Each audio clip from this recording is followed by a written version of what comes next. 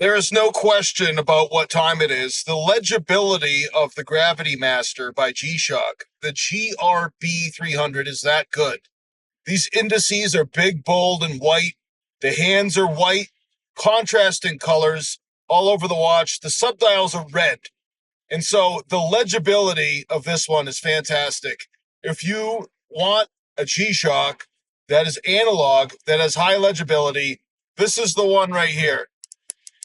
The GR-B300. It's called the Gravity Master, and it's meant to be like a cockpit instrument from a plane. The Gravity Master series is an aeronautical themed series. Okay, now I am a pilot of Peterbilts. Okay, I pilot Peterbilts, and okay, this is not actually a Peterbilt. This is a Western Star. However, you could see how the various instruments they utilize color and clarity in order to be legible. And so that type of theme is part of the Gravity Master. So there's 3 different Gravity Master watches of the GRB300 series. And one has the red accents, and I call that the cinnamon one. And then there's another one that's all white, doesn't have red. I call that original flavor. And then there's one where the body is blue and the details, where the body is gray and the details are blue. I call that one cool wave or, mint or whatever. It's bubble gum, right? You think about gum, you have cinnamon gum, you have original gum, and you have mint gum. So there's 3 different flavors of the Gravity Master because pilots love gum, okay? Every time that I've been in an airplane, the pilot has been chewing gum. I took a lesson once to fly an airplane. My 8th grade teacher, Mr. Pecoraro, set it up, and I flew all over Plymouth, Massachusetts. Really cool. It was a great opportunity to fly an airplane. So if any of you gentlemen are pilots, check in the comments and let us know what your favorite bubble gum flavor is, because I know that pilots love gum. All right. Anyways, moving on. We're talking about the watch, and so far, I like it. I like the legibility and I like the comfort. Okay, it's a very light watch, and the band is nice and thick. It's not as supple as I would like. It's not as supple as the the GBDH 2000 or the new Rangeman, the GRPH 1000. But overall, it's light and it's comfy. And so I would rank it up there in terms of comfort. The band is long. All right. Now the buckle is plastic, which some of you may not like, and the tang is plastic, which I like the plastic buckle on the GBH 2000. This one is not up there, but the keeper is plastic, so the comfort level overall I'd say is good. It's good comfort, and the watch crotch is pretty generous, and it doesn't quite articulate at the lugs. These lugs are kind of fixed and articulates further on down the band, right? But it despite being big, it fits under the sleeve. Okay, I don't have my watch box here. This is Danny's truck. I came out to relieve Danny. We're on this working on this workover rig. We're on standby right now. This GRB300 has Bluetooth. Okay, G-Shock old heads will not like this Bluetooth, the way that the Bluetooth integrates. All right, I think Termit has already said that he does not like this one. It's not a real Gravity Master. The previous iterations of Gravity Master were beefier than this one, and the functionality was a little bit different. I do not have previous iterations of the Gravity Master. Okay, thanks to Tim Johnson of Real Ideal Gear, I have this one. I had been interested in it, but it cost $300, and so I had it on the radar. I wanted to buy it, but I had other ones that I were more interested in, because this is like a precision instrument, right? It's not like the Mudman that I use, that is meant to be super rugged for very adverse conditions. This one is more about precision. And look at how that second hand hit each one of those markers, it's just spot on, right? And then look at how the minute hand, it comes to a nice point. It points right at the minute. Okay, so even though there's not a digital subdial, you could know exactly what minute it is, which is important to me because I have to keep records at work of what I'm doing at work, whether I'm coming online, coming offline, adjusting the rate or whatever of the equipment I'm operating. I have to write down exactly the hour and minute. And with some of the G-Shock analog watches, the minute hand and the indices are not that precise. This one is very precise, and that's one thing I really like about this GRB300. Okay, and it bothers me when the minute hand does not go out far enough and really point well enough at the value that it's indicating. Now you look at, this engine's off right now, but when you look at just truck instruments, the hand goes all the way out into the dial for the values, and I can go out back and show you on the pump. It's a similar thing, that the instruments on oil field equipment, the minute hands extends out, and so this one doesn't go all the way out, but it's pretty clear what it's pointing at. Like right now, it's like in between 7:30 and 7:31, right? And so, or is it? I don't know. The 6 kind of in the way. All right. So it's already pointed at 6:31. There's a big old 6 there and a big old 12 at the 6 and 12 o'clock position, respectively. But you can see at the other sections, you have 3-dimensional markers for the indices, and there's a lot of depth to the dial. Okay. So, except for that last example, you can pretty much tell the exact time down to the minute, which I think is pretty cool. And there's a lot of depth to the dial, so you get that 3D effect. So you can like kind of triangulate through space where the hands are pointing, even when you're not looking at the watch straight on. See, if you have it at an angle, you get a good sense of the depth, and you could kind of tell where the minute hand's pointing. So the minute hand moves, I think it's every 10 seconds, it moves a little bit. And that second hand, it just ticks away really well. And other G-Shock analog watches do not have second hands, like the GA2100 series. You tell the seconds on the LCD dial. Okay, and again, I can't give you guys a comparison because I don't have the coffin with me, my G-Shock toolbox. I got it back in the hotel room. So maybe in a further installment, we'll compare the GR-B300 to the other 2100 Casio watches.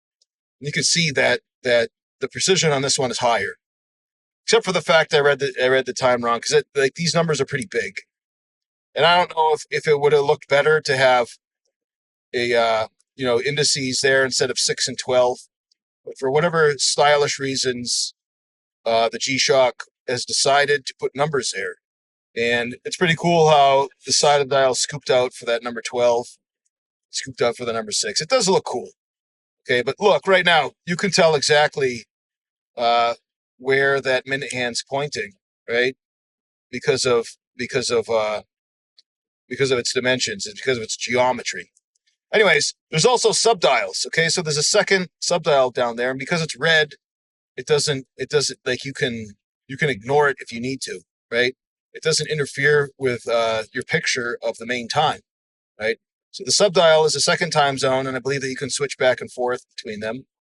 And on other functions, these subdials do different things. Now, to move through the modes, you do not press this button. In a lot of G-Shocks, this bottom left button is the mode button. This is the connect button. See how it's labeled on the back? Connect. And mode is the top right. Now, the mode is indicated by this top subdial. So right now it's pointing at S for Saturday, okay? And press it one more time. And now it's pointing at stopwatch, okay? And so look at the subdial. It moved its hand to the 12 o'clock position. The second hand is stationary, pointing at the 12. Now to start and stop, you can look on the back. And actually, it doesn't even say on the back. Well, I just happen to know you got to press this top right button. And now the stopwatch is running. And yes, you can let it run in the background as you change to another function. As you can see now, it's pointing to TR, stands for timer, right? You can set the timer. You have to use this little crown, which you have to unscrew and pop out. So now you can set. Actually, I think that I made a mistake. I did make a mistake, guys. I made a mistake. I believe I set the time. I meant to set the time for the timer, but all right, disregard all that. Disregard that. I done goofed. All right, stay tuned for an upcoming video where I'll explain to you exactly how to set the watch. Now you can set the watch with a crown, as I just erroneously demonstrated, or you can use an app, because this watch has Bluetooth, and I think the simplest way to set the watch is to use the app. If you're one of those app using individuals, you can set everything without the app, but I am still learning how to do that. Okay, I just got this watch recently, and as you guys can tell, I'm failing, but I always fail forward. Now, as far as I know, there's only one alarm you can set, and it's showing you right now what the alarm is set to in this bottom subdial. Okay, which is like, I think it was like quarter to 7, quarter to 8, I guess that I set the time, and it can either be on or off. So right now the second hand is pointing to on, and now the alarm is off. See how the second hand is pointing to off. So that's pretty cool, huh? All right, now we're back to the main time. It's Saturday, but this is the incorrect time because I set it incorrectly. Now again, this watch, the easiest way to use its functions is Bluetooth. And some of you will just absolutely not want to use Bluetooth. You know, you're G-Shock old heads, and Bluetooth does not belong on a G-Shock. I know that some of you guys are of that opinion. Now, can you use the Gravity Master without Bluetooth? I believe you can. Okay, I'm not 100% sure because, like I said, I just got it. So stay tuned for an upcoming video where I'll give you the verdict of how functional this watch is if you just took it out of the box and never used Bluetooth. Okay, so obviously you'd have to set the time manually, which, as I demonstrated, you got to pull out this crown, right? Pull out the crown and pull the crown out, and now you can set the time. And the cool thing is that you go like that, and I think like you can speed through the time. You're setting it. Obviously, it's not doing it now, but before I did it that like just like go and the hands just keep going. So I'm screwing everything up. I'm you know you can't like, I have to learn up on how to do this. I mean, huge disclaimer for this video. I have no idea what I'm doing. Really, I'm just this is really more of a first impressions video than a rundown or even review, because I just got it. I just started wearing it. It was in the G-Shock mystery box from Tim Johnson of Real Ideal Gear. So you press this button, this connects. So you hold it down, it connects via Bluetooth to the app. Now, another thing it does is that there's a feature in this watch where it will use the app to find your location. So when you press this, it like drops a pin. And then the idea is that you're a pilot, so you fly around. And then when you fly somewhere else, wherever you're going, you press the button again. I think it's something like you press this button and that button, or some combination of buttons. And I may have just done that. And it records your secondary location. So with the app, it will tell you a lot of the stats as far as your flight. Now, obviously, I'm not an airline pilot. I'm a Peterbilt. Even though that this truck is not a Peterbilt, right? Still a Peterbilt pilot. So I'm wondering if I can use that function in order to drop pins for when, you know, I'm driving around here, and this is by Toya, Texas. You could tell that, you know, it's just flat. Like, how do you even know where you are or where you're going? Well, the idea that I'm thinking of is that at the end of the lease road, I press the button to drop a pin drop for my location. So that would be when I'm getting off the main road onto the lease road, which is like a maze of just roads out here in the middle of nowhere, right? And so then when I'm done with the job and I need to get out of there, I can use some of the trackback feature. I don't know, just an idea. Okay, so we'll see if there's there's practical uses for that pin drop feature. You know, not just for pilots, but for, you know, Peterbilt pilots, or if you know, are a Ford pilot, you know, you want to remember where you parked your car, something. Maybe that functionality's in this watch. But stay tuned for that, because, you know, I'm going to have to try it out and determine that for you. Now, one other little subdial is this AM PM. I guess it's like a little 24-hour clock. And then this is a battery level indicator. Now, I watched Tim Johnson's video when he got it, and he thought that this was just a decoration, which I thought too. Some of the commenters were saying that it's actually a battery level indicator. Okay, so this watch has tough solar. All right, so G-Shock old heads will like that. It's tough solar, meaning it can be completely charged by the sun, and I get plenty of sun out here. So, you know, that I'm thinking that when this is all red, in between this like radioactive symbol, that the battery is fully charged. You know, when you're on the main time screen, which apparently I'm not. Let me move back to the main time screen. There we go. All right, so you can see that if you have a IQ along my level, which is not high, but more like high double digit, you might be confused. So this is like a big brained watch. Okay, you get a watch like this to prove how intelligent you are. All right, that's the Gravity Master GR-B300. It is the ultimate intelligence test. And already I have failed, but I have never claimed to be intelligent. Just, you know, not that dumb, not like exceedingly stupid. It's just, you know, I don't know, just, I don't know if midwit's the right word. You know what? I take that back. I am so stupid that I am smart. Like, I am stupid, but my ideas are really smart. I guess that's one way to put it politely. Guys, remember these boots? These Ariat boots? I get in a lot of comments. A lot of guys love these Ariat boots. This is a vent right here. This skull is actually a vent. I'll leave a link below if you're interested in some cowboy style, you know, pull on work boots. So the Gravity Master GRB300 has that comfort and legibility. It has a really nice 3-dimensional dial, and I think it fits pretty well. I'd say that physically speaking, it's just this buckle is kind of a disappointment. I don't think it's a really great buckle. Like, when I had it on, I felt like a couple times that it kind of got caught, right? But the actual band is pretty thick, and so I found it to be comfortable. The button presses are really nice.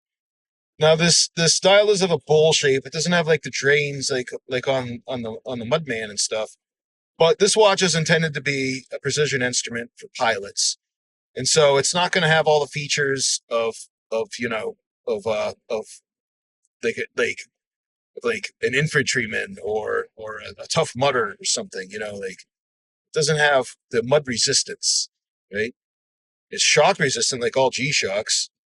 It has tough solar, dual time, you send water resistance for G-Shock.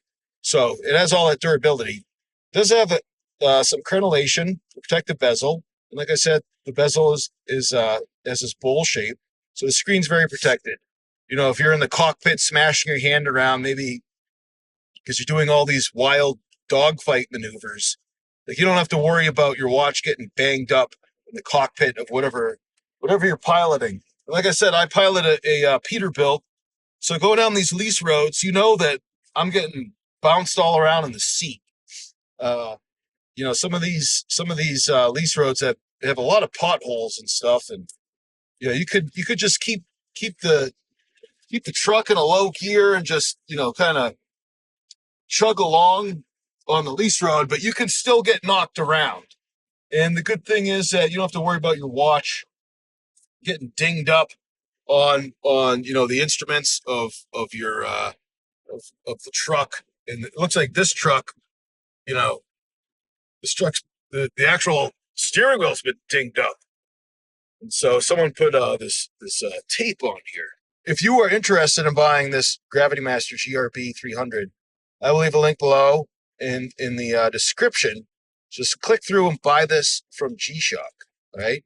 It's kind of an underrated watch. I think that, you know, they kind of sell it as, you know, being that pilot's watch. It doesn't have a whole lot of, you know, extraordinary features, but just as a basic analog only G-Shock watch, I think it's a pretty good one.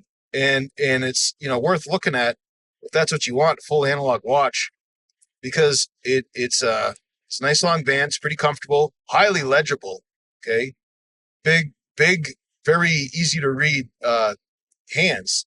The other thing is that in transient light, like say dusk or dawn, like you can still see the dial pretty well. And then when it gets to be pitch dark, you have that light. So you press the top right button to get one LED that shines on the dial, which is pretty bright.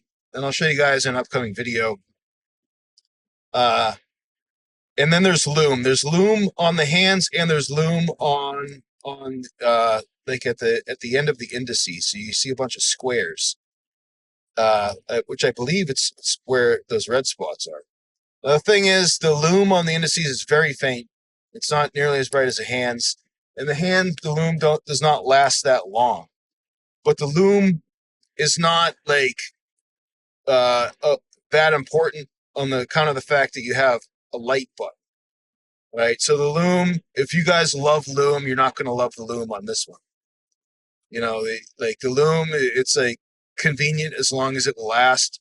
My experience does not last at all night. But again, you get that really bright single LED that shines on the whole face of the watch if you need to see it at night. All right, guys, you can see a little bit of that loom here. It's kind of dark in this control cabin. This is Danny's pump, and you can see that we have some of this, some nice bubble wrap on the windows. Keep it kind of cool. We got the air conditioner cranking. All right, and you know, sun setting. It's like, I think it was like nearly 100 degrees today, which is wild because last Saturday it was snowing. Anyways, I brought you guys out here to look at the dials of these instruments. Like, for example, this is for a hydraulic tank temp. Look at how, like, the hand goes all the way out to the value that it's marking, right? And so there aren't a whole lot of watches whose minute hands go all the way out to the indices, to the marks. I believe that the Seiko Monster does that, right? So look at all these dials. It's really important that you don't have to imagine what the needle is pointing at. And look, like this one's broken. This is a lockup pressure.